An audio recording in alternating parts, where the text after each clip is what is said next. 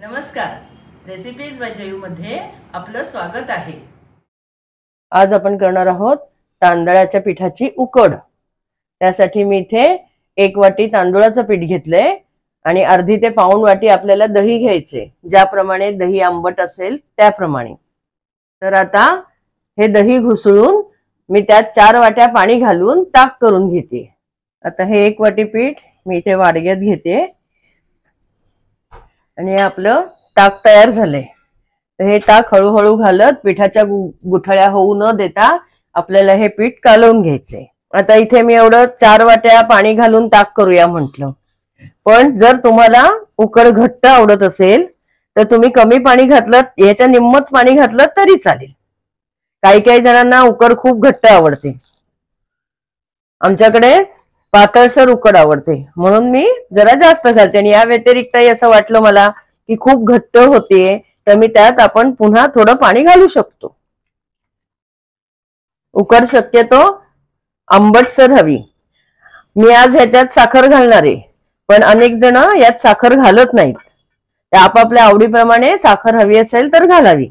आणि अजून एक गोष्ट म्हणजे हेच पीठ कालवताना आपण यात 5-6 लसणीच्या पाकळ्या ठेचून घालू शकतो।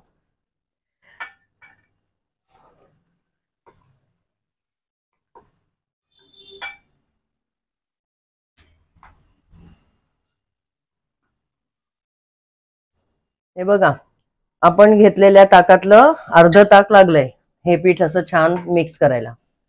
त्यात मी उरलेलं ताकही घालते। आपल्या अंदाजानुसार यातच मीठ घालावं। 1 ते 1.5 टीस्पून मीठ घातलंय, पण आपण आपला अंदाज घेऊन मीठ घालावं। आणि आमच्याकडे थोडी आंबट गोड अशी उकड आवडते म्हणून मी यात तेवढीच 1 ते 1.5 चमचा साखर घालते।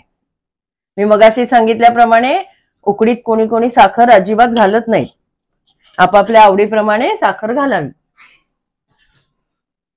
आता हे आपण ढवळून घेऊया आणि हे पीठ आपण फोडणीला देऊया। जर तुम्हाला घट्ट उकड करायची असेल तर तुम्ही 2 ते 3 वाट्या दही आणि पाणी मिळून ताक करा आणि त्याची उकड असं पीठ कालवून करू शकता। आपापल्या अंदाजाने पाणी घ्यावं आणि दही पण कसं आंबट आहे, आणि तुमच्याकडे ताक असेल तर तुम्ही डायरेक्ट ताक घेतलं तरी चालतं। इथे मी 3 ते 4 टेबलस्पून तेल घातलंय, थोडी अर्धा टीस्पून मोहरी घालते,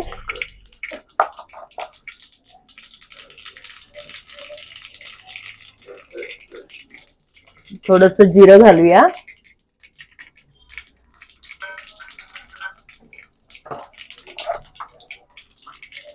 पाव टीस्पून हिंग,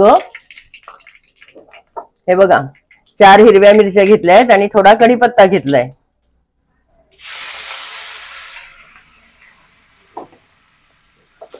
आणि हळद तुम्ही फोडणीत टाकली तरी चालेल किंवा ताकात पीठ कालवलं तेव्हा घातली तरी चालेल। थोडीशी पाव चमचा हळद।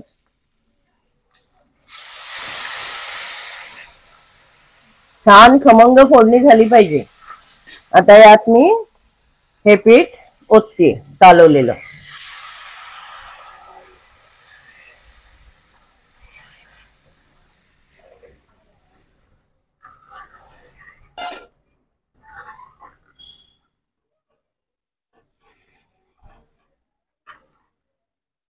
फोडणीत आपण कालवलेलं पीठ घातल्यापासून सतत ढवळायचंय, म्हणजे यात गुठळ्या होत नाहीत।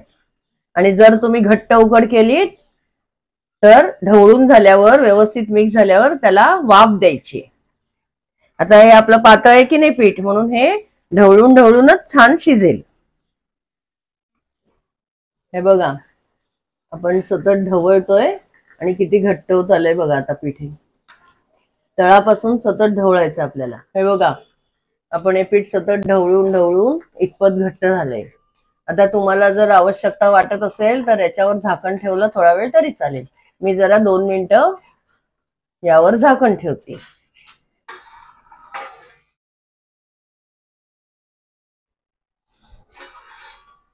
वाह, उकडीचा घमघमाट आला एकदम।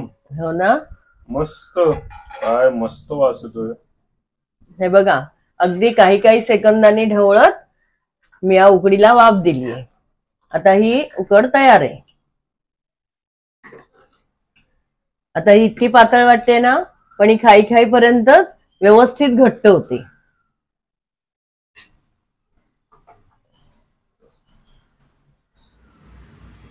आपली उकड तयार आहे. हीच उकड आपण खाई खाईपर्यंत हळूहळू घट्ट होणार आहे. आणि याच उकडीत काही जण वरून कच्चं तेल घालून खातात. अक्षय, चव बघतोयस? हो हो. भूक लागली असेल ना आता उकडीच्या हो, वासानेच. घमघमाटानेच एकदम तोंडाला पाणी सुटलं.